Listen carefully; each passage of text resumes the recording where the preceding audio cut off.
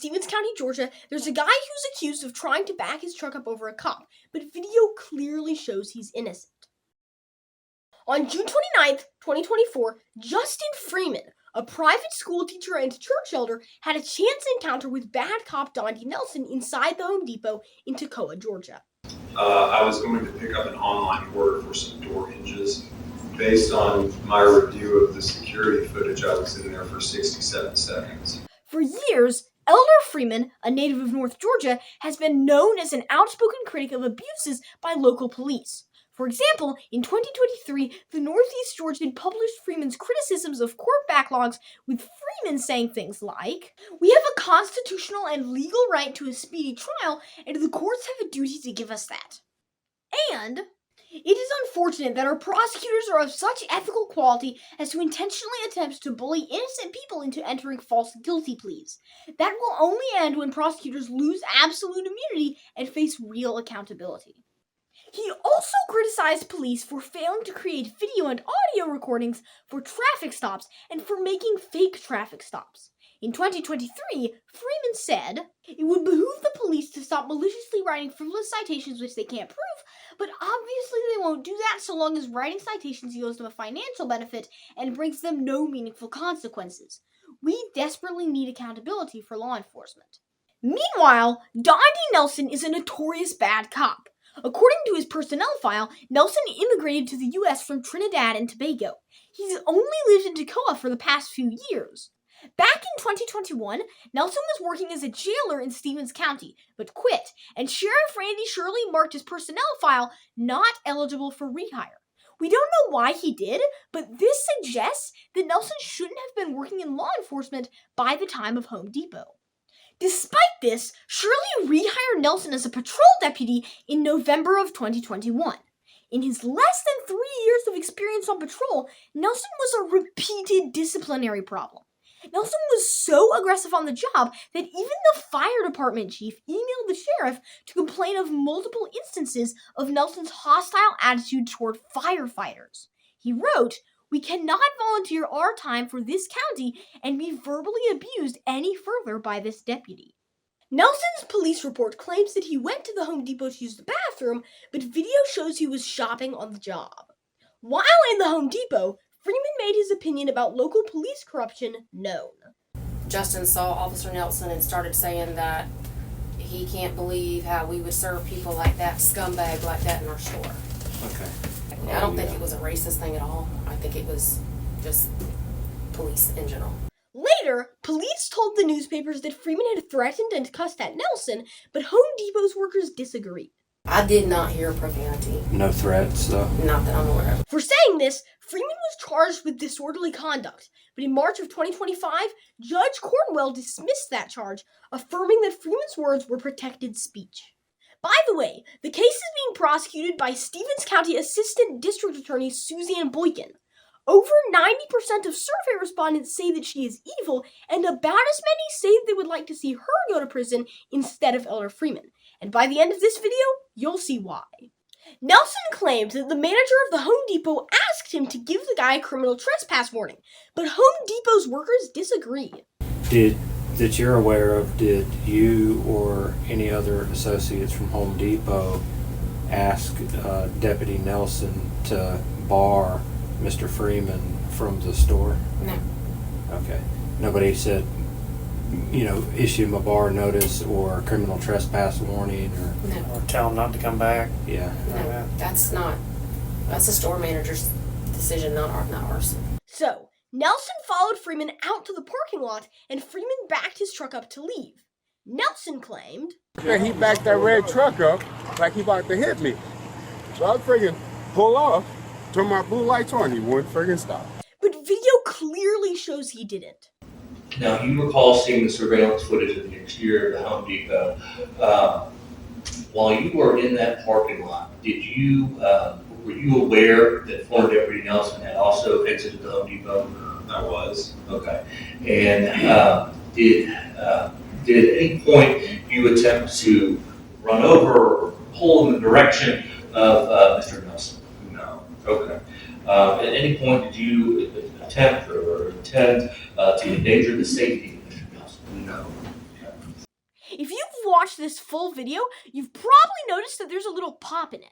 This, apparently, was caused by a glitch in the Home Depot security cameras that dropped some frames. However, we can prove definitively that Freeman did not attempt to back over Nelson in the glitch because there are two angles of this video. Let's watch a side-by-side, frame-by-frame analysis so everyone at home can see that there is no possibility that Freeman ever tried to run over Nelson.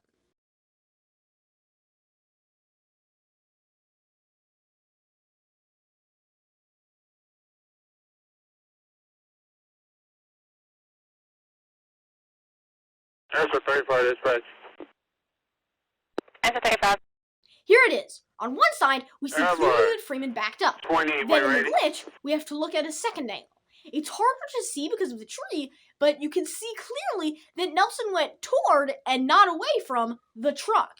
Meanwhile, the truck is just sitting there, not moving toward Nelson. Then the glitch ends, and the truck pulls forward. If you watch this second angle at high speed, the motion makes Nelson's position more apparent through the tree. Despite that, Nelson pulled Freeman over and arrested him. Police told the news that Freeman backed up aggressively and almost hit the deputy. They charged him with assault, claiming that he did commit an act which placed Dondi Nelson in reasonable apprehension of immediately receiving a violent injury by reversing his vehicle quickly in the direction of Dondi Nelson. Nelson made that accusation in June of 2024. Then in October of 2024, he admitted in sworn testimony that Freeman hadn't even come close to hitting him, saying the closest approach of his truck was maybe about 5 feet. He also said the backup wasn't a crime. Freeman's lawyer asked, "As far as the backing up, did you swear out a warrant for that conduct?" Nelson replied, "No, sir. I don't have probable cause at that time." So Freeman made a political statement, and Nelson falsely accused him. Now, almost 2 years later, Assistant DA Suzanne Boykin is still falsely accusing Freeman of trying to run over Nelson, even though there's proof he didn't do it. So, since that time, Nelson has claimed that he had to pull Freeman over for running a stop sign. But Nelson's story is inconsistent, and there's no evidence that Freeman ran the stop sign.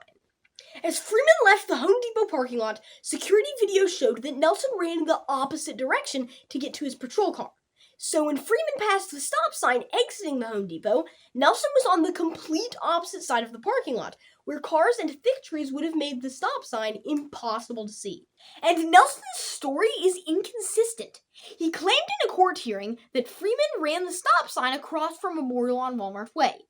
That's confusing because Walmart Way doesn't even intersect Memorial, and there's no stop sign passing Walmart Way, so it isn't clear what he was talking about.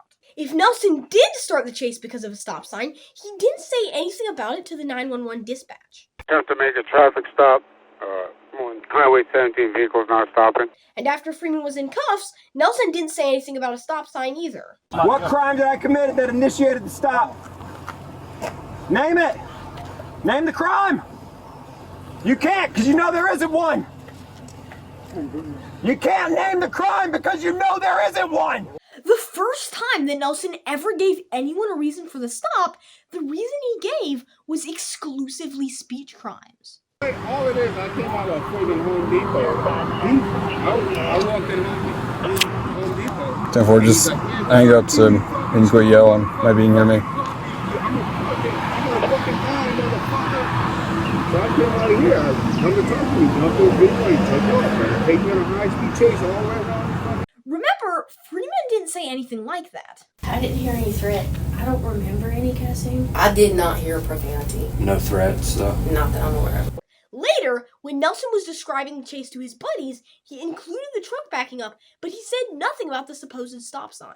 I come out there, he backed that red truck up like he about to hit me. So I friggin' pull off, turn my blue lights on, he wouldn't friggin' stop. Have I mentioned that Suzanne Boykin has also said explicitly on the record that Freeman isn't charged with running a stop sign as he left Home Depot? Last year, when she was still defending the speech crime charge, she said this on the record.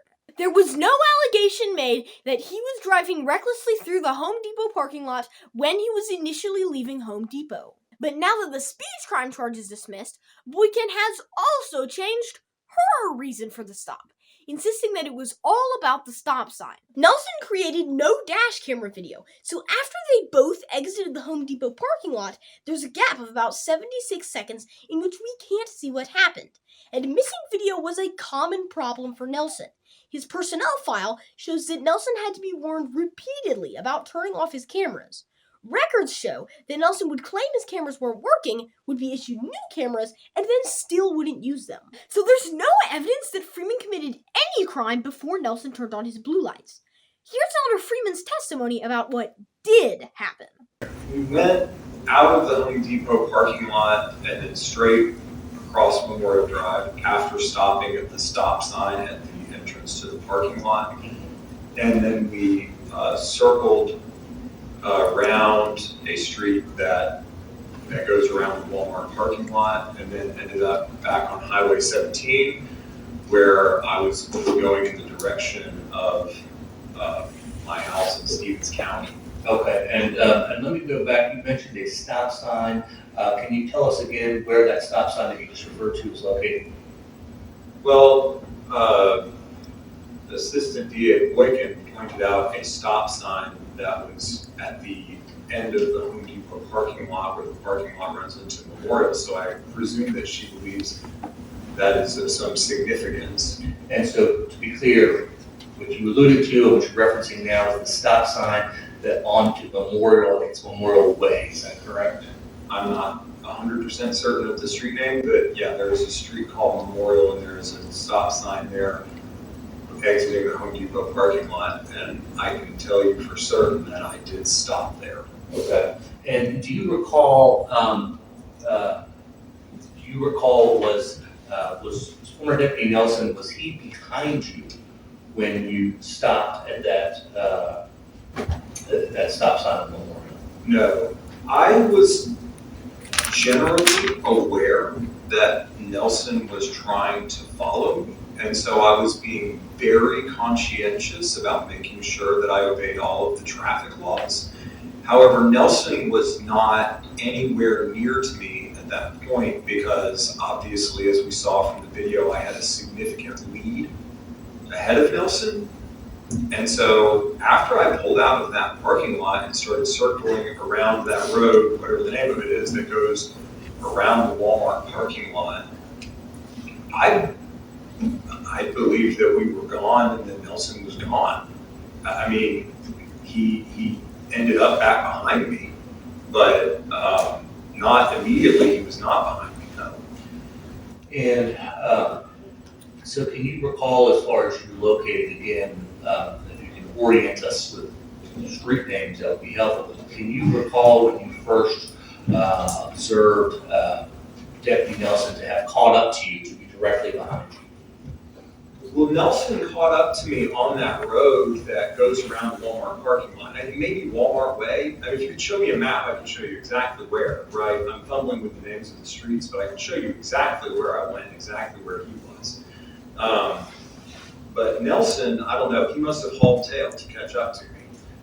But just because there was such a significant gap between me leaving the parking lot and him leaving the parking lot. Sure.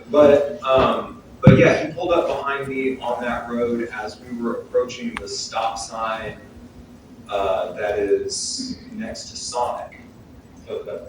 And by the time that you had turned onto 17, was Nelson behind you? Yes. Yeah, and by the time I had turned on to 17, again, I was attempting to go about my business, hoping that Nelson would just leave us alone. But by the time that I got onto 17, it was very obvious that Nelson was intentionally following us because one would have to look backward to go in that direction, right? So this is a counterintuitive question mark kind of motion that Nelson would have to make. And is it at that point that you became aware that Nelson had initiated his emergency lights and sirens? He turned his emergency lights and sirens on after that. So, correct, after you had traveled to 17. Yeah, as a matter of fact, we got onto 17, and Nelson was behind us, and I alerted my son that I believed he was following us. And then I turned back at the Sonic, going back in the direction of Walmart. so that I could confirm with certainty if I was going in a circle whether or not he was trying to follow us. And that was at the point that I became very concerned when it was obvious that he was following us, because there was no reason for him to be doing so.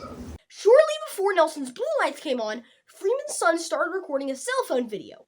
Once Nelson turned on the blue lights, Freeman turned around in the Point Church parking lot and went back in the direction of the Home Depot. Nelson claimed, So I came out of here, come to talk to me, jump in a big way, took off, and take me on a high-speed chase all the way around. but the evidence shows otherwise. What Nelson had formerly characterized as a dangerous high-speed chase, in actuality went on for approximately 1.7 miles and lasted about 5 minutes and 35 seconds, an average speed of only 18 miles per hour. The cell phone video shows Freeman driving super slowly and even stopping for a red light. In court, Nelson admitted this, saying the speed was probably at 20 miles an hour, and that they drove about a mile. The extended cell phone video suggests that Freeman was in a state of distress and panic that only crescendoed as the low-speed chase went on. First, he doesn't know what to do. What do we do? What do we do? I mean, this man is coming after us for no reason. Then, he decides to go back to Walmart, where he hopes people will see them. We need to at least go to a place where people can see what's happening. Then, he drives past Walmart screaming for help, but there really aren't any people there who might help. Help us! We've done nothing! Help us! By the way, this new piece of video is a stark contrast to Nelson's former statements. Remember, the STSO account in the newspapers claimed that Freeman had hit dangerous speeds through all the Walmart crosswalks. In a prior hearing, Nelson claimed that Freeman had been driving through the Walmart parking lot showing a disregard to human life. Period. In front of Walmart, disregard people was exiting Walmart. Entering Walmart, disregard to human life. Freeman's charged with felony fleeing on the claim that he was fleeing in traffic conditions which placed the general public at risk of receiving serious injuries, and with felony reckless driving on the claim that he was driving in reckless disregard for the safety of persons and property, which is not what any of the video shows. There was no one going into or out of Walmart. Rather than saying that Freeman was shouting for help, Nelson also claimed in that prior hearing that Freeman was shouting, "A dumbass police officer is trying to stop me, and I'm not stopping. I'm running from the police." Incredibly, despite the fact that Freeman is clearly panicked, the video also shows him slowing to a stop at Memorial Drive on the way back into the Home Depot parking lot. And if he had been trying to run, at this point, he still could have made a break for the highway. This man is not a criminal on the run. He's just terrified. I had been irregular at the Home Depot.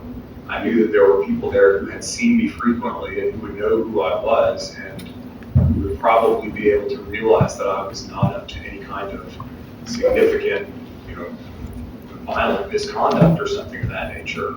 I knew that there were people there, and I have always been advised that if you don't feel safe being pulled over by an officer, you should go to a well-lit place with lots of people and security cameras and things like that, so that there is a definite record of what happened. And so I knew that if I could get back to Home Depot, it would be the most safe place.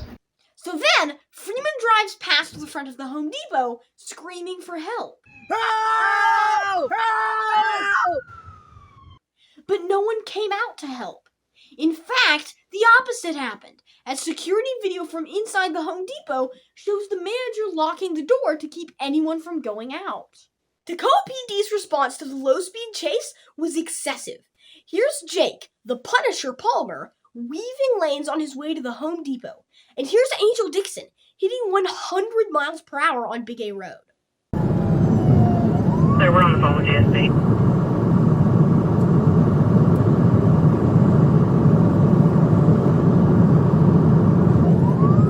The sheriff's office told the newspaper that Nelson stopped his vehicle as the police continued the pursuit, and that Freeman swerved his truck in the direction of the deputy, striking the deputy's cruiser head-on. In a court hearing, Nelson claimed, "I stopped. He took his vehicle and he ran his vehicle straight into my driver's side door, pinned me in the vehicle." The indictment claims Freeman did knowingly make an assault by driving his Chevrolet Colorado directly into the patrol vehicle, and Suzanne Boykin claims that Freeman was using his truck as a deadly weapon. You can only resist an unlawful stop with proportionate force. That did not happen in this case. He used a vehicle as a deadly weapon and ran that into Officer Nelson's car. But evidence shows otherwise. Seconds before the crash, Toccoa police officer Jake Palmer radioed, I'm right here, I'm gonna box him in. Home Depot security video shows Nelson's patrol vehicle intentionally pulling across a row of parking spaces and directly in front of Freeman's truck, causing the crash, which was really more of a fender bender. Video also shows Nelson, completely unharmed, immediately jumped out of the driver's side door and pointed a gun at Freeman's innocent, unarmed 11-year-old son. And they think Freeman is the one who committed an assault with a deadly weapon? At some point, you come up with a plan so as to stop Mr. Freeman's vehicle. Yes. Okay. And was that plan to perform a box-in maneuver of Mr. Freeman's vehicle? Yes. Okay. Can you just kind of briefly explain what is a box-in maneuver? Just to prevent him from going any further. Okay.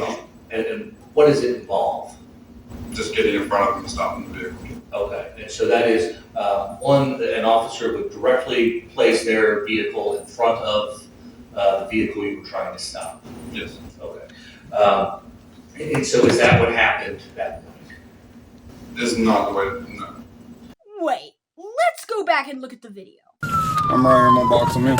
So Palmer claims that he tried to box Freeman in but failed to do so? Okay. Let me take a step back. So you're following Mr. Freeman, you're directly behind Mr. Freeman, and then Deputy Nelson, former Deputy Nelson, is parallel to you, correct? Yes. Okay.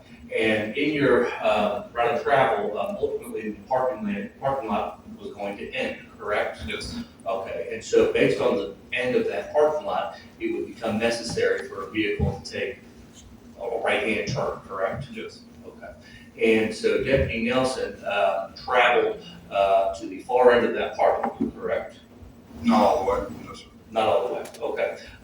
Did Deputy Nelson position his vehicle in the line of travel that Mr. Freeman would be taking upon taking that right? If he would have continued turning right as he did, yes. Okay. And then you were directly behind Mr. Freeman.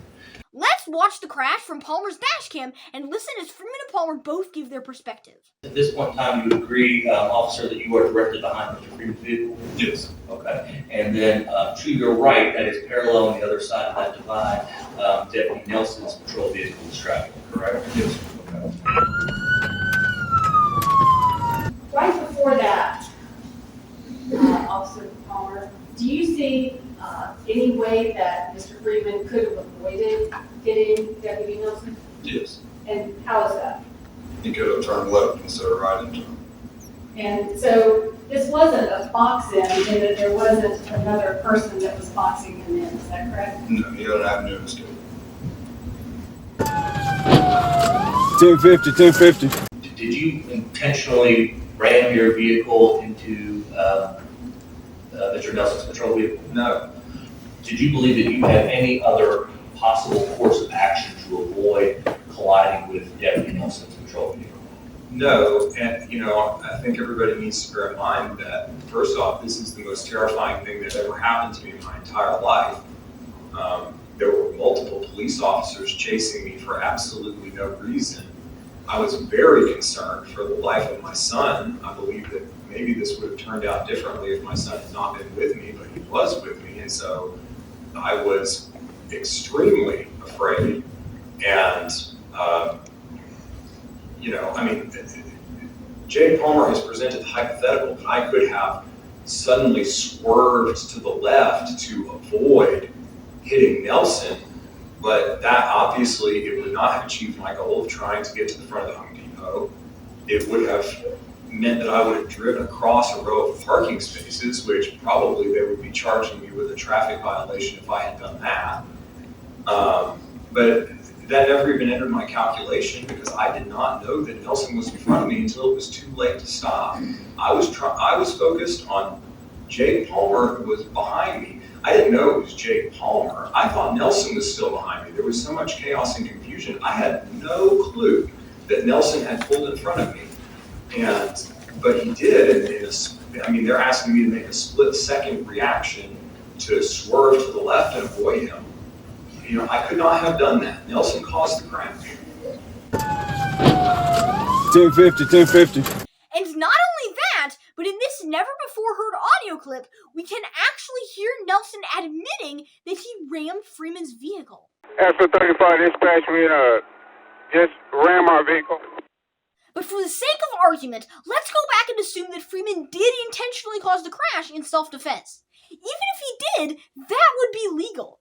OCGA 16.321 says, a person is justified in threatening or using force against another when, as to the extent that he or she reasonably believes that such threat or force is necessary to defend himself or herself or a third person against such other's imminent use of unlawful force. Well, Freeman is a person. He was defending himself and a third person against Dondi Nelson, who was using unlawful force, so the force should be justified. Suzanne has claimed that the force of the crash was disproportionate, in that Freeman's truck was a deadly weapon intended to kill Nelson. Now, obviously, that's wildly exaggerated, but for the sake of argument, let's consider whether or not Freeman was justified in using deadly force. The law continues. A person is justified in using force which is intended or likely to cause death or great bodily harm only if he or she reasonably believes that such force is necessary to prevent death or great bodily injury to himself or herself or a third person, or to prevent the commission of a forcible felony. So let's suppose for a minute that the crash was intentional and that it was intended to cause death or great bodily harm to Nelson. In that case, it would be justifiable because Nelson was actively committing a false arrest, which is a forcible felony. So even if, for the sake of argument, Freeman did intentionally crash the truck with the intent of killing Nelson, it would be justifiable self-defense under Georgia law. You can only resist an unlawful stop with proportionate force. And Suzanne is saying that this force is disproportionate, but how could Freeman have even used less force? To your knowledge, did Deputy Nelson require any kind of medical treatment, ambulance, anything of that sort? Okay.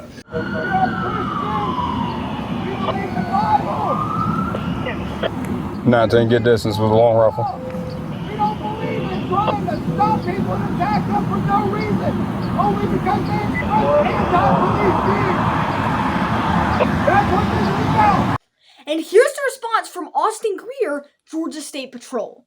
Greer responded from the south side of neighboring Habersham County. He traveled approximately 19.5 miles in 11 minutes and 37 seconds, meaning that his average rate of speed was over 100 miles per hour. Greer sustained speeds of over 130 miles per hour for 30 seconds straight. Here's Greer running a red light. And Greer's actions were completely unnecessary. By the time Greer arrived, Nelson had long since crashed the truck, and 6 other officers had Freeman at gunpoint.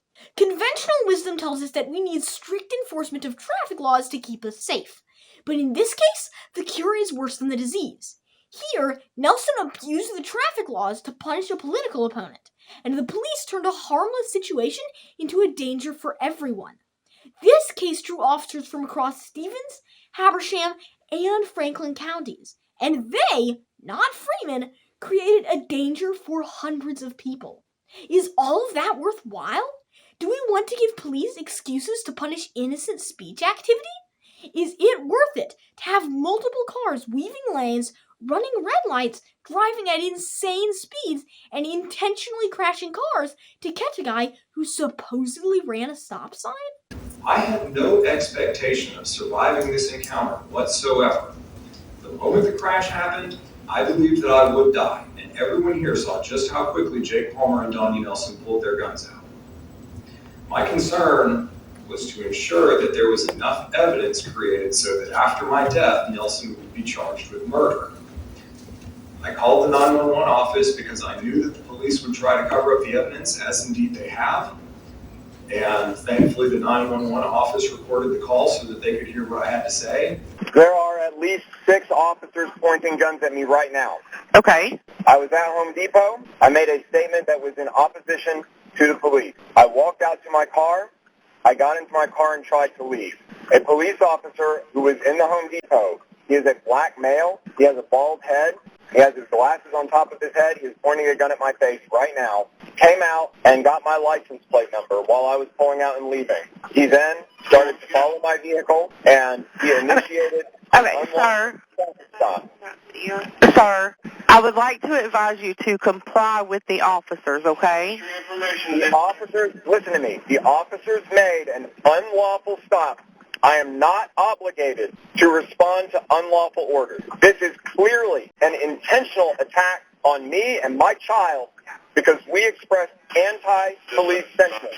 And you can now see exactly why we are.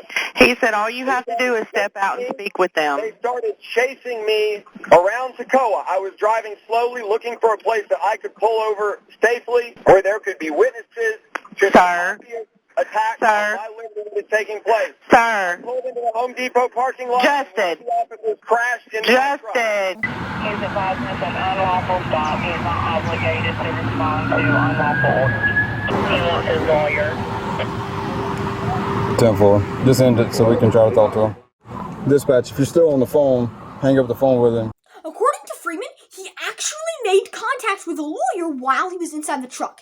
He told me that if what I was saying was true, it was an unlawful arrest and that I had a right under Georgia law to resist an unlawful arrest. And he also said that if I believed that my life was in danger or if I believed that my son's life was in danger, I had a right to use lethal force to defend myself. And while we can't otherwise confirm what was said, Freeman's cell phone call log shows at 10:13 a.m. a 2-minute and 26-second phone call with a prominent local lawyer, whose name we're withholding for now.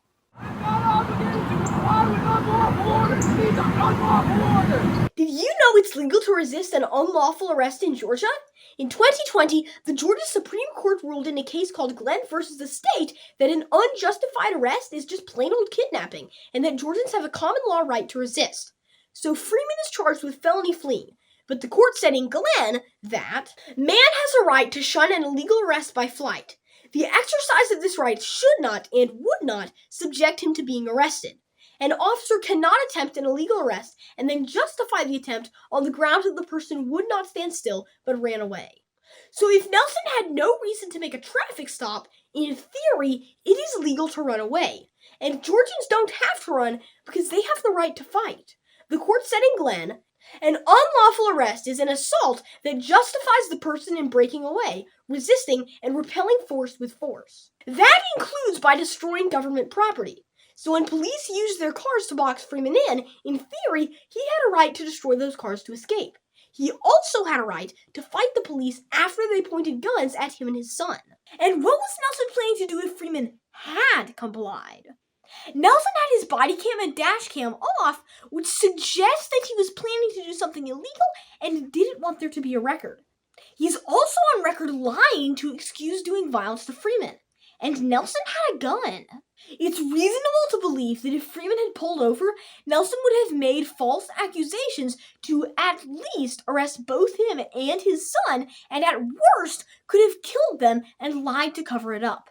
It's also very reasonable to think that Freeman saved his life and his kid's life by trying to get to a place with witnesses and drawing other officers with cameras to the scene.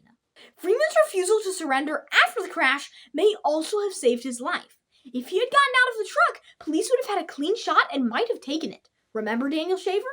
Hands straight up in the air. Do not put your hands down for any reason. You think you're going to fall, you better fall on your face. Your hands go back in the small of your back or down. We are going to shoot you. Do you understand me? Yes, sir. Crawl towards me. Crawl towards me!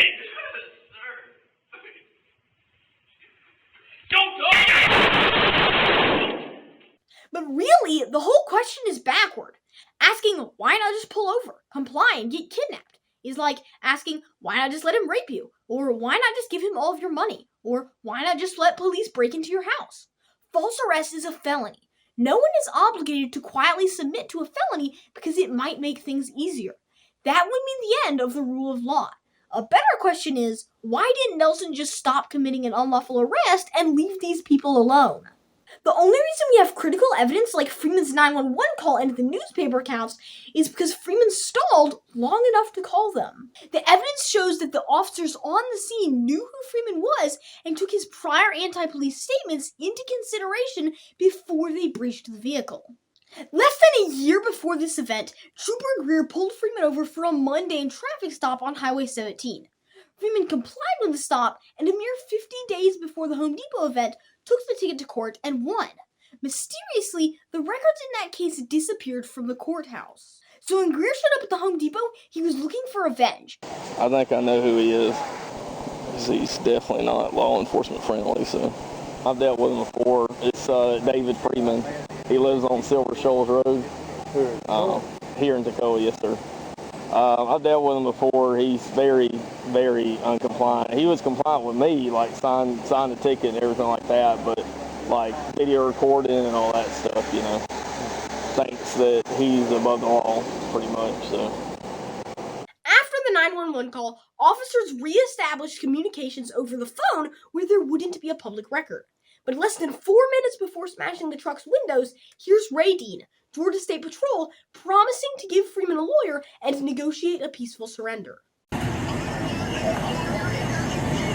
We'll get you a lawyer. You need to come out quick, peacefully right now, okay? Okay, we'll get you a lawyer, but we need you to come out peacefully, okay? Speaking of peacefully, here's Dean, casually planning to shoot Freeman in the back. We only want one shot, obviously, okay? In another clip, Dean tells other officers about his commitment to bring Freeman a lawyer. He wants a lawyer. And I don't mind, I don't want to put a lawyer in jeopardy, but if that's something that we can do to appease him, that's an easy one if y'all know somebody that can come here. Ron Nesbitt, Toccoa PD, texted Freeman to ask who his lawyer is. Less than 2 minutes later, Freeman texted a response as Dean and Nesbitt helped breach the truck. Warning, graphic content. Police have claimed that they had no choice but to shoot Freeman with tasers because he attacked them first, but video shows otherwise. The video clearly shows that Freeman was holding his cell phone when officers smashed the truck window in his face, and that they pointed a taser within 2 seconds. Rather than attacking them, Freeman held his foot up defensively. Palmer fired the first shot, and then Trooper Greer, in blue, drew his taser. Remember, the courts have ruled that tasers are deadly weapons, and Georgians have a right to self-defense against an unlawful arrest. Yet again, police lied about what happened, pretending that they had to use tasers because they were attacked. Police claimed in the newspapers that, immediately upon breaching the driver's side glass window, the male subject began punching and kicking officers, as well as throwing glass at law enforcement. Let's watch the video of this kicking that was shown in court. Now, I'm no expert in martial arts, but I'm pretty sure the point of kicking is to hurt people by striking them with your foot. And this motion doesn't look like kicking. In fact, it kind of looks like Freeman is defending himself from these guys who are about to shoot him with tasers. That's not a kick, Suzanne. That's your recollection? Yes, it shows me not kicking him. You didn't see your foot coming out of the window? It showed him attempting to shoot me with a taser and me blocking it with my foot. That was clearly no threat to him, and I did not make contact with him. Deputy Nelson said Randy Shirley put his hands through the window, and then Freeman started taking glass and throwing it at Trooper Greer, and started punching Trooper Greer in the face. Freeman was fighting, so Trooper Greer tased him. Greer agreed, saying, "Once he began punching and hitting us, I did deploy my taser." But the video shows that the police story is untrue and that the officers shot first. So clearly Freeman did not immediately begin attacking officers. In reality, they smashed glass in his face and immediately began shooting him with tasers and electrocuting him while he sent a text message and tried to block them with his foot. So what about Freeman's 11-year-old son? Whatever you think of Freeman, it's clear the kid didn't break the law. Regardless, video shows police holding him at gunpoint before smashing glass in his face, ripping him out of the truck, wrestling him to the ground, and putting him in a chokehold.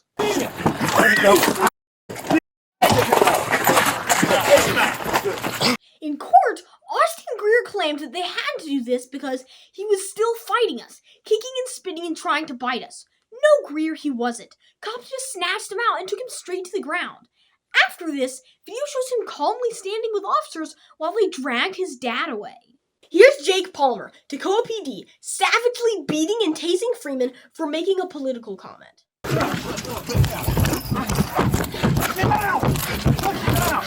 Push it.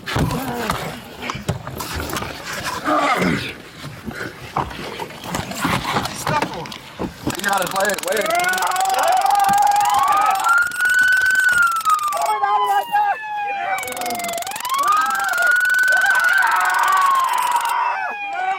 Pull him that way. Pull him that way. Pull him that way. No, just pay attention to you. Don't push. We're pushing these balls right here. Pull him that way. There. Here's another angle. Take a look at Georgia State Patrol Trooper Matthew Vandiver in blue on the left, just raining blows on Freeman even though he didn't commit any crime. Here's Brandy Robinson, laughing while Freeman was beaten and tased.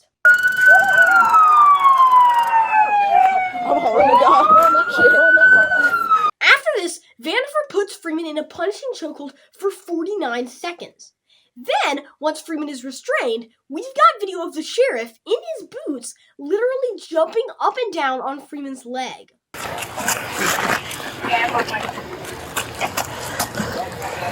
that fresh recollection? It does. I think that proves absolutely that they are, in fact, scumbags, that the community needs to know how dangerous they are, and that my life was in danger. Thank you for demonstrating that for us. Everything that I did to protect my son. And Freeman had serious injuries. He had blood all over his face and the worst bruise on his back I've ever seen. He had a broken rib, and doctors had to surgically remove a chunk of glass from his elbow. Believe it or not, in sworn testimony, when Deputy Nelson was asked if Freeman had suffered any injuries, he said Freeman was injured from the airbag. Yeah, right. For this, Freeman was charged with 4 counts of violently obstructing officers, but the claims are highly suspect. The worst injury any officer received was Jake Palmer, who bruised his own knuckles, savagely beating Freeman in the back. After the beating, he tacitly admitted to another officer he'd caused his own injuries. Did he break your knuckle? Nah, well, That guy in the clean blue shirt is Austin Greer. Clearly he isn't injured at all, but in court, Nelson swore that Greer was so badly injured that he had blood on his shirt. He said in his testimony, "I remember he was bleeding because that light blue shirt had blood on it." And then there's this guy, Tim Kelly, who was on the opposite side of the truck, says that no one ever laid a finger on him. But Freeman is still charged with violently obstructing him. Yet again, basically every single claim the police have made about this case is completely untrue. They're trying to put an innocent man in prison because they beat him up. I committed no crime. You know this. You know it. You charged with many aggravated assaults. You understand that, you stupid idiot? I understand nothing that you're saying. Okay. Your officer attempted to kidnap me. He had no reason to initiate a stop. Sheriff, we You're got it. helping him. Okay. Sheriff, we got it, buddy. As thanks for his good behavior, Toccoa PD decided to put the innocent 11-year-old kid in handcuffs and take him to jail.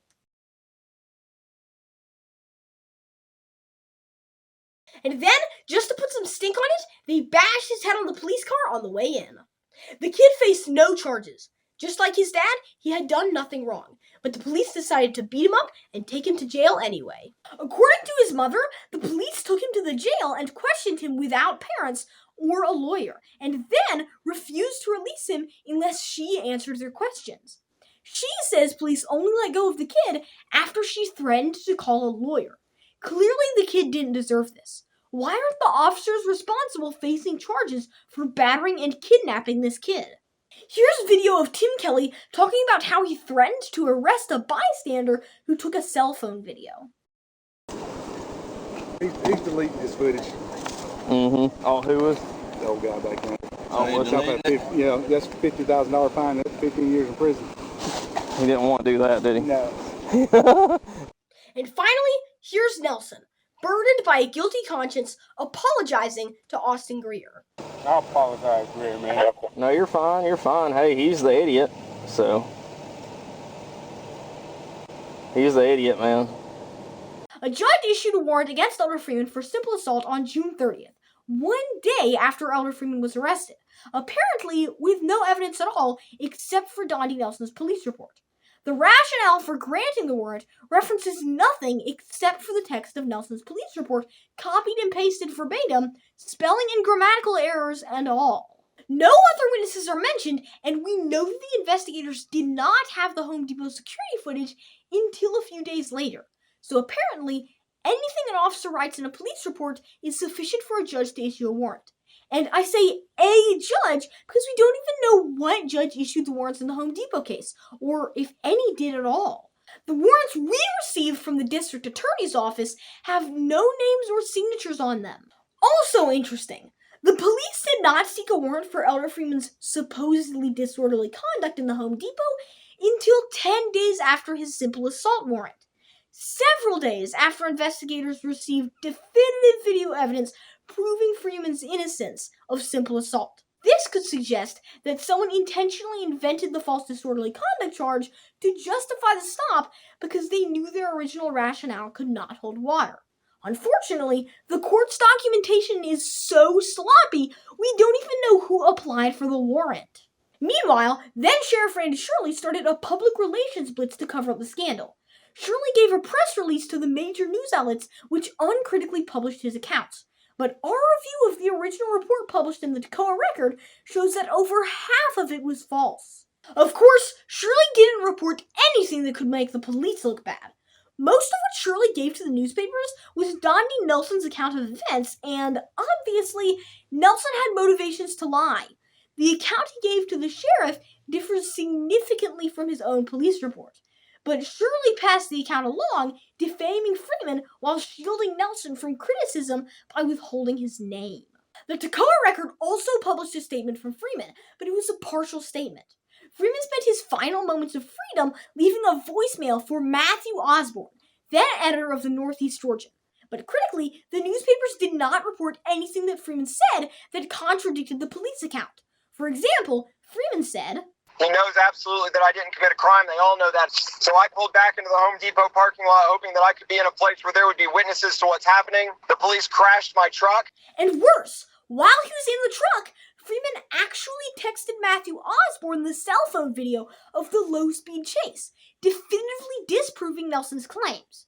So the Northeast Georgian and Toccoa Record knew, or should have known, that Shirley's story was false. But they covered up the evidence and only published quotes from Freeman where they tended to agree with the police. Meanwhile, Freeman was sitting in jail, unable to communicate with the outside world.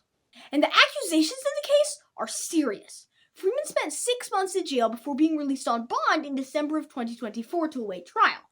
But he's facing much longer behind bars than that. When you add it all up, if Freeman is convicted, he's facing a minimum of 10 years and a maximum of 52 years behind bars. At 41 years old, Freeman has only a 36-year life expectancy, so anything more than that is effectively life in prison. 2 months after the Home Depot, in August of 2024, Nelson was given a written reprimand for yet more instances of not using his body camera. That same day, he signed a resignation letter on the sheriff's letterhead. And Nelson isn't the only Home Depot officer who resigned in 2024. There were 13 officers at the Home Depot when an innocent man was held at gunpoint, beaten, and arrested. Within 6 months, several of them had resigned. First, Nelson was disciplined and resigned. Thereafter, Nelson's direct supervisor, Tim Hill, resigned, and his supervisor, Kyle R. Jameson, resigned, and his supervisor, Sheriff Randy Shirley, retired. Tim Kelly, Toccoa PD, also resigned. That's 5 out of 13 resigned within 6 months. Toccoa Police Chief Jimmy Mize suddenly resigned without explanation on Nelson's last day on the job. 1 day after Dondi Nelson's personnel file was released, Tan Caudell, the judge who had ordered Freeman held without bond, reinstated his bond, and then he resigned only a few weeks later. Since the news with Mr. Pipsqueak broke this story, Ron Nesbitt, Nicholas Movero, and Jake Palmer are also no longer employed with their respective agencies. In fact, according to Toccoa City Attorney Jay Doss, as of May 13th, 2026, Jake Palmer and Tim Kelly are under investigation by the Georgia Peace Officers Standards and Training Council. For now, details are limited because their personnel files are not available for public disclosure as a result of the investigation. These people aren't heroes. They're not even model citizens. They're just whatever trash will accept a paycheck to blindly follow orders. Even Billy Owenby, the Home Depot employee who witnessed the backup, is a former bad cop. His file says he was hired as a jailer in Habersham County despite having once been arrested for stealing from Ingalls. He worked as a guard for a little over a year, received poor performance reviews, and then got fired for putting an inmate in a chokehold. I wouldn't trust any of these people farther than I could throw them. But somehow, on their word alone, we're talking about throwing productive citizens in prison for life. At first, officer resignations might seem like a big victory, but they aren't the end of the story. On February 6, 2025, only 4 months after his resignation, Toccoa PD rehired Nelson as a city cop. Nelson falsely claimed on his job application that he had never been reprimanded for not performing his job properly and had never resigned for any disciplinary reasons. So apparently, the penalty for attacking innocent kids and pointing guns and being repeatedly disciplined for turning the cameras off to cover your tracks is that you trade a tan county uniform for a Navy City uniform and keep right on policing. On March 17th, 2025, before I started covering the scandal, I went with my mom to meet with the Toccoa Record reporter Todd Truelove and editor Michael O'Hearn, who were responsible for the original news story. We brought audio and video clips disproving 10 misstatements of material facts that had been published in the newspaper and asked them to run a correction. Here's what Todd Truelove said. You can't do that because that was what the police were saying. And the correction never came. In response, I started reporting on YouTube. Since the News with Mr. Pipsqueak broke the story, we've contacted all the local news organizations. As far as we know, none of them have made corrections. This is one of the reasons that so many people in the South are uncritically trusting of the police. Their local news media never tells them anything otherwise. Despite his abuse, Randy Leg Stomper Shirley retired to accolades from all corners of the media. News outlets reported when Police Chief Jimmy Mize suddenly resigned, but not a single news outlet tried to figure out why. Georgia's fallen into a police state right under the people's noses because the local media, who are supposed to be our watchdog, have gone to sleep. What you need to know is that the local papers are often willing propaganda. They'll unquestioningly publish anything the local government tells them and will intentionally cover up undisputable proof that the police are lying. You can't trust them. While I was running this shocking footage of the beatdown, the Toccoa Record ignored the story for 16 weeks until they could ignore it no more. On July 2nd, Assistant DA Suzanne Boykin, the unelected bureaucrat prosecuting Freeman's case, met with Freeman's lawyer Brock Johnson to discuss. A handful of protesters gathered outside while the lawyers met in hopes that Boykin would do the right thing by dismissing the charges. I think it's a blatant issue of police retaliation, as seen here. And I don't think if it goes to trial that anything will stand, so I think it would be foolishness to continue pursuing it. In response to the protest, the Toccoa Record ran this article. An article that says nothing about the evidence in the case and still covers up Dondi Nelson's name. In the end, the protesters were disappointed. Boykin said she would not drop a single charge. Even after watching the video, Boykin insisted that this is an attempt to back a truck up over a police officer, despite the fact that every person of sound mind can see otherwise. She knows just as well as you do that this charge is false, but she is intentionally bringing it anyway. Why? Because she knows that if Freeman didn't attempt to back his truck over Nelson, then there's no probable cause for the stop. And if there's no probable cause for the stop, then Freeman had a right to resist, and everything else falls apart. And then the county would have to pay for their own foolish decisions. Foolish decisions like keeping Nelson on the force, and attacking political opponents, and intentionally crashing police cars, and beating up innocent people. As always, government workers won't take responsibility for their actions. Instead, they're making a conscious effort to put a man whom they know to be innocent in prison for life. The public outcry after that meeting was explosive. This is excessive. This behavior is excessive. Officer Dondi Nelson lied many times, as you can now see from videos. enough is enough. We, the people, matter. So many people made so many negative comments on Toccoa PD's Facebook page that they chose to shut down commenting entirely. A few weeks later, on July 28, 2025, Freeman supporters had gathered over 1,400 signatures demanding that the city of Toccoa fire Dondi Nelson.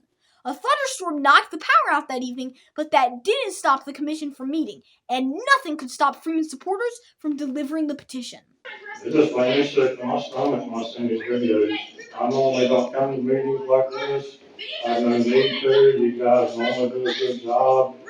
But when you overlook something like this, now that you know he lied on his application, I just don't see how he can stay employed if he does. We're sending this man out on the street with a gun, a badge, the authority to, do whatever he wants to do, basically. The fact that Nelson had been disciplined and made to resign from the sheriff's office, but had then lied on his job application to get rehired with the city was undeniable. And the Freeman team also put the city on notice that Nelson's dishonesty on his job application may itself have been a felony. OCGA 161020 says, "A person who makes or uses any false writing or document, knowing the same to contain any false statement, in any matter within the jurisdiction of any department of the government of any city of this state shall, upon conviction thereof, be punished by a fine of not more than $1,000 or by imprisonment for less than 1 nor more than 5 years, or both." And that's just Nelson's job application. When we start looking at what happened in the Home Depot parking lot, the consequences for police should be serious.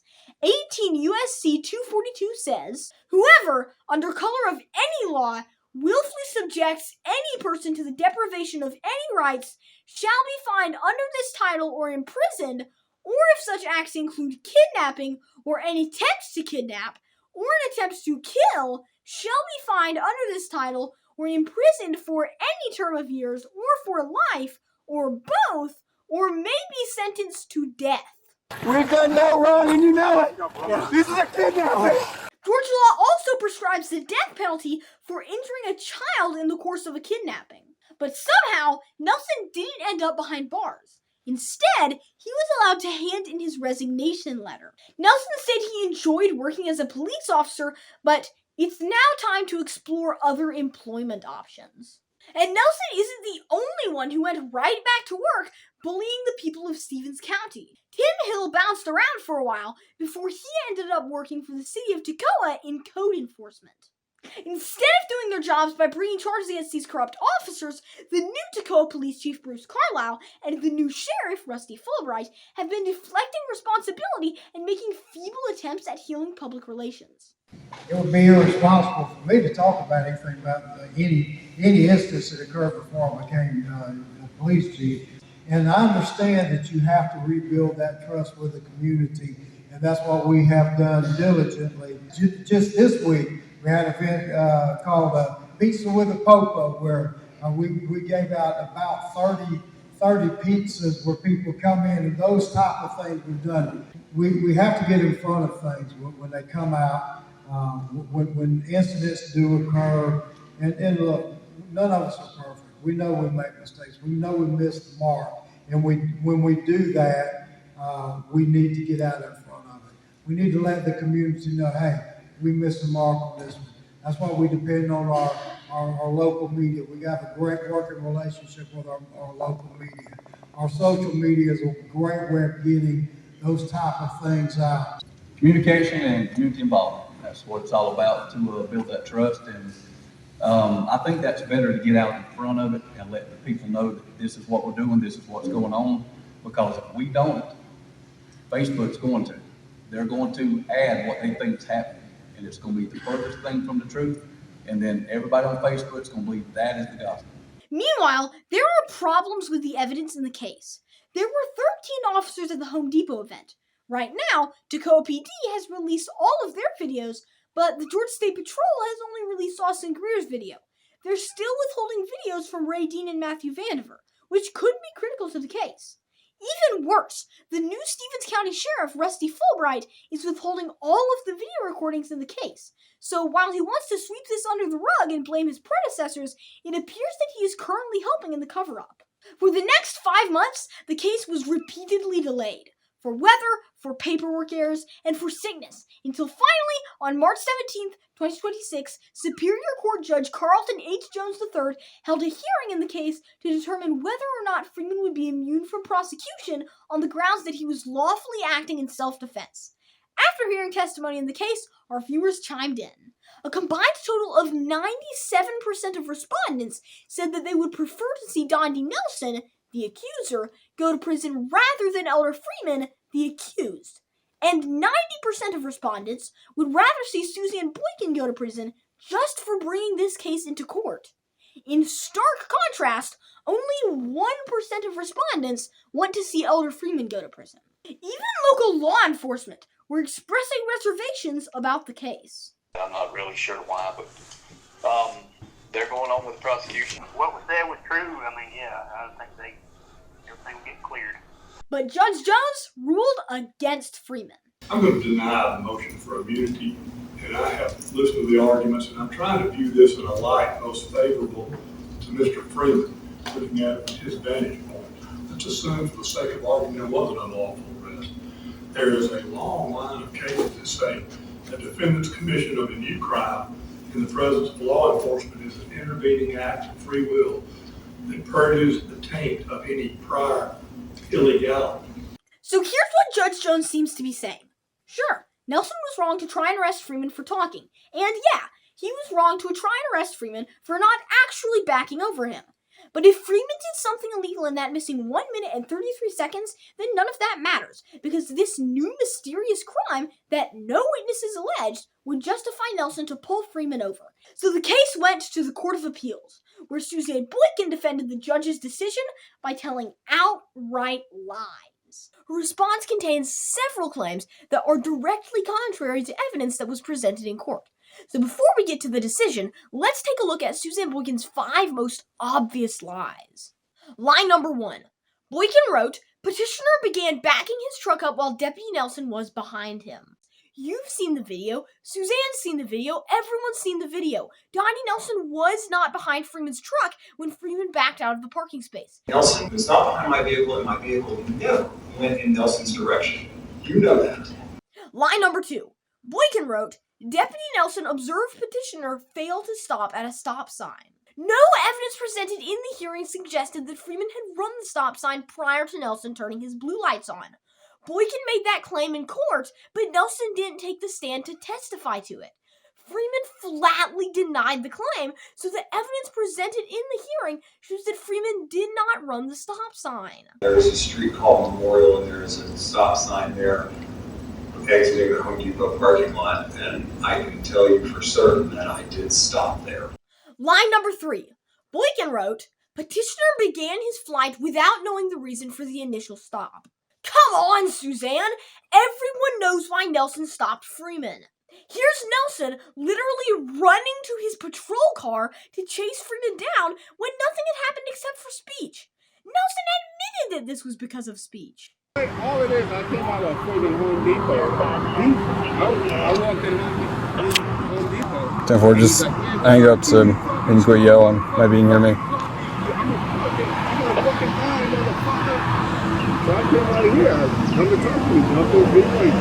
I did not hear profanity. No threats, though. Not that I'm aware of. Suzanne Boykin herself formally charged Freeman with speech crimes, but now she's saying he did not consider that the stop could be made for other reasons, such as failing to stop at a stop sign, for assaulting an officer by backing up towards him, or for equipment violations, such as a tag light violation, window tint, or any number of other reasons. Suzanne, I'm pretty sure that Freeman's truck didn't have a window tint problem.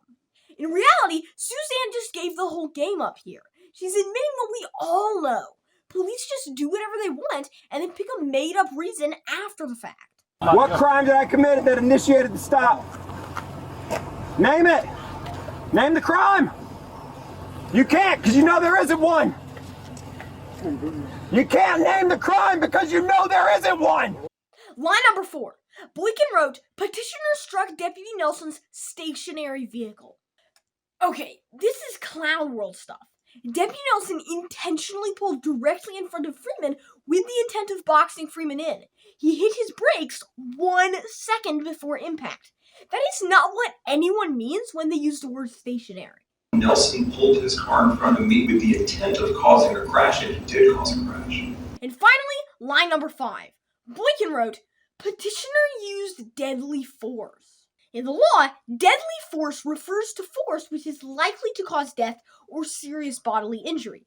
In this case, it is obvious that this low-speed fender bender, which clearly caused no injuries to anyone, and which was Dondi Nelson's fault, could not possibly be Freeman using deadly force. To your knowledge, did Deputy Nelson require any kind of medical treatment, ambulance, anything of that sort? Okay. On April 23rd, 2026, the Court of Appeals handed down their decision, and their decision is that the application is denied. That's right, the Georgia Court of Appeals denied the application, so they're not even willing to hear the case. They won't look at any of the evidence, they won't hear any arguments. Clearly, no one in a robe is going to solve this problem. It's up to the people to solve it. It's been 22 months since the Home Depot released security video, undeniably showing that Freeman did not try to back over Dondi Nelson, but Freeman is still facing an assault charge accusing that he did. Since the Home Depot scandal broke out, Freeman and his supporters have notified everyone in office with any authority over it, from the governor to the local police chief, about the misconduct. Most of these have been notified in person and have been shown these videos proving Freeman's innocence and guilt on the part of the police. But somehow, Freeman is still facing all of the same charges he was facing when the news broke. I committed no crime. You know this. You know it. And that's dangerous. Founding Father John Adams famously said, "If innocence itself is brought to the bar and condemned, then the citizen will say, whether I do good or whether I do evil is immaterial. For innocence itself is no protection. And if such an idea as that were to take hold in the mind of the citizen, that would be the end of security whatsoever." By allowing this case to move forward, the state of Georgia has declared that it is literally open season for police to hunt, capture, and even kill any political dissenters, that you have no rights, that there will be absolutely no accountability for anyone in the government, that your innocence is no excuse, and that no amount of peaceful speech or appeals to reason will correct the problem. Now, it's true that it's not nice to say rude things about the police, but we have to protect the right to speech. We can't get to the truth unless we hear all opinions, and a democracy can't survive if all sides aren't fully debated. And here's the thing about speech protections. You don't need them for polite speech. People like polite speech. The speech that people don't want to hear is the speech that needs protecting. The U.S. Supreme Court said that speech may indeed best serve its high purpose when it induces a condition of unrest, creates dissatisfaction with conditions as they are, or even stirs people to anger. And more than anything, if we want to have a good government, we need to be able to criticize the government to make it good. The Georgia Court of Appeals ruled that, indeed, the freedom of individuals verbally to oppose or challenge police action without thereby risking arrest is one of the principal characteristics by which we distinguish a free nation from a police state. As of right now, that's exactly what Georgia is. A full-blown police state. There's a petition on change.org to dismiss all charges against Elder Freeman. To find it, follow the URL on your screen or go to change.org and search for Free Elder Freeman. You can also contribute to the Freeman's GoFundMe. To do so, follow the URL on your screen or go to GoFundMe and search for Support Freeman's Legal Battle. You can contact Mountain Judicial Circuit District Attorney George Christian by phone at 706-886-7920 or at the email address gchristian@pacga.org. To make an ethics complaint against Suzanne Boykin, you can follow the URL on your screen to contact the Prosecuting Attorneys Qualifications Commission of Georgia.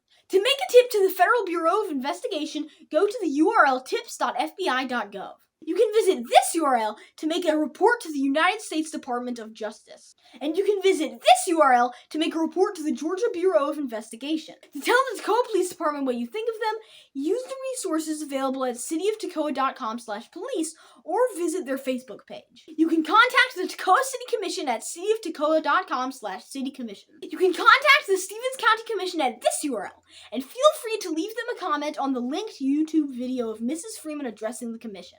To contact Stevens County Sheriff Rusty Fulbright, visit stevenscountyga.gov/sheriff, or follow the URL on your screen to visit the SCSO Facebook page. To make a complaint about the Georgia State Patrol, visit dps.georgia.gov or reach out using the contact information on your screen. I'm Mr. Pipsqueak signing off, and remember, you should never talk to police without your parents and a lawyer present.